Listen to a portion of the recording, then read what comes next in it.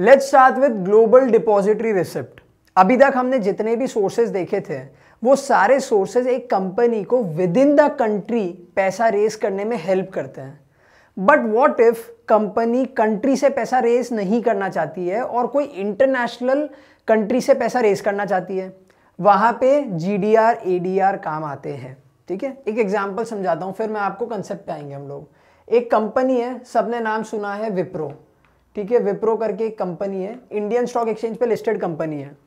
इसको चाहिए थे पैसे, तो इसने क्या किया, मार्केट में अपने शेयर्स डाल दिए लोगों को खरीदने के लिए। अब ऑब्वियस सी बात है, ये जो शेयर्स होंगे वो होंगे इंडियन रुपी में। ठीक है, तो इंडियन सिटीजन्स तो इसको बहुत इजीली खरीद लेंगे। बट मैंने आपको क्या बोला, व्हाट इफ ये कंपनी इंटरनेशनल मार्केट से पैसा रेज करना चाहती है, तो अब कोई भी यूएस में बैठा हुआ बंदा या फिर यूरोप का कोई भी कंट्री में बैठा हुआ बंदा इंडियन रुपी में तो शेयर नहीं खरीदेगा, ऑब्वियस सी बात है। तो ये जो शेयर्स होते हैं ना, ये चले जाते हैं कोई इंटरनेशनल बैंक के पास में। कोई इंटरनेशनल बैंक इनको अपने कब्जे में ले लेती है, उसको हम लोग बोलते हैं डिपॉजिटरी। ठीक है, इसको हम लोग बोलेंगे डिपॉजिटरी। डिपॉजिटरी क्या करती है, ये शेयर्स को अपने पास में रख लेती है और इसके बदले में एक रिसिप्ट इशू कर देती है। इसके बदले में क्या इशू कर देती है, एक रिसिप्ट इशू कर देती है। तो ये नाम से आपको समझ में आ गया होगा कौन से रिसिप्ट होते हैं, ये होते हैं जीडीआर इशू कर देगी। अब ये जीडीआर जो होते हैं ना, ये इंटरनेशनल करेंसी में होते हैं मोस्टली, या तो ये यूएस डॉलर में होते हैं या फिर ये यूरो में होते हैं, ईदर इन यूएस डॉलर और इन यूरो।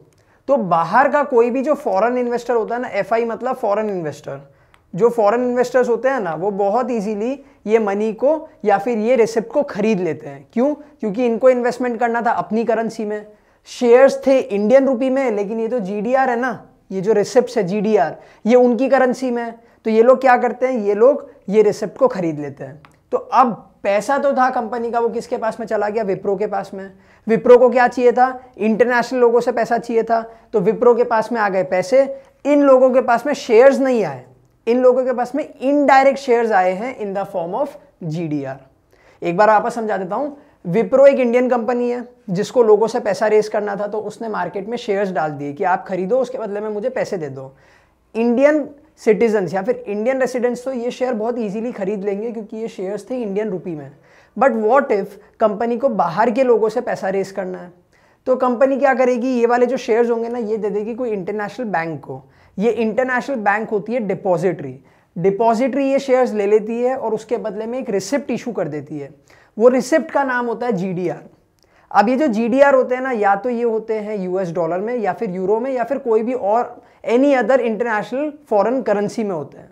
तो बाहर के लोग अपनी करेंसी के हिसाब से वो रिसिप्ट खरीद लेते हैं। जो पैसा हो जाता है वो चला जाता है विप्रो के पास में और इन लोगों को इनडायरेक्ट शेयर्स यानी कि जीडीआर मिल जाते हैं। सिंपल सा लॉजिक है, तो इसको बोलते हैं जीडीआर। ठीक है, अब एक बार रीड कर लेते हैं। Global depository receipt are issued against issue of equity shares in the global market. मैंने क्या बताया, विप्रो अपने शेयर्स देगी, उसके बदले में डिपॉजिटरी इनको रिसिप्ट देता है। तो ये जो रिसिप्ट्स होता है ना जीडीआर, ये किसके बदले में, किसके अगेंस्ट इशू होते हैं, इक्विटी शेयर के अगेंस्ट में इशू होते हैं। These are indirect equity offering. मैंने आपको बताया जो फॉरेन इन्वेस्टर होगा उसको इनडायरेक्ट इक्विटी शेयर्स मिलेंगे।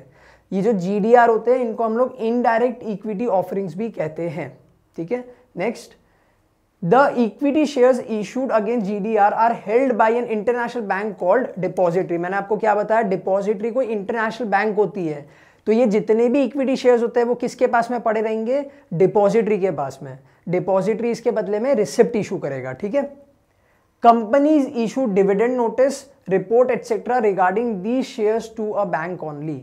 ठीक है, ये जो कंपनी है ना विप्रो, इसको कभी भी डिविडेंड इशू करना है, कोई नोटिस इशू करना है, कोई रिपोर्ट इशू करनी है, तो ये सारी चीज़ें वो कंपनी हमेशा डिपॉजिटरी यानी वो इंटरनेशनल बैंक को देगी।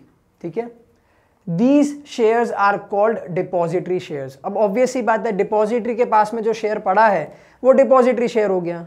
आयुष के पास में जो शेयर पड़े हैं वो आयुष के शेयर हो गए, तो डिपॉजिटरी के पास में जो शेयर पड़े हैं वो डिपॉजिटरी शेयर्स हो गए।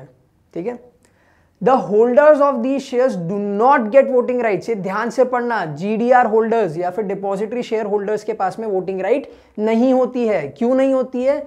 बिकॉज यार ये बाहर के लोग हैं ना, इनको पता ही नहीं है हमारे कंट्री में क्या चल रहा है, कौन सी पॉलिटिकल पार्टी ने क्या कर दिया, कौन से टैक्सेशन नॉर्म्स चेंज हो गए, इंपोर्ट ड्यूटी चेंज हो गई, क्या क्या चेंज होता रहता है। तो इन लोग को पता ही नहीं हमारी कंट्री में क्या चल रहा है, तो इनको हम वोटिंग राइट्स देते ही नहीं है। ठीक है। The capital contributed by these shares is in dollars. ठीक है, most of the time GDR dollar में इशू होता है, बट यूरो में भी इशू होता है, ये चीज याद रखना।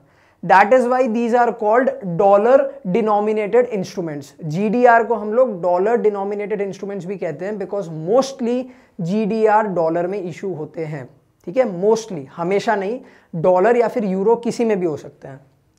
The global depository receipt were introduced by city bank in the year 1990। रट्टा मार लो, ये जीडीआर किसने इशू किया था सबसे पहले? सिटी बैंक ने। कब किया था? इन द ईयर 1990 में। ठीक है।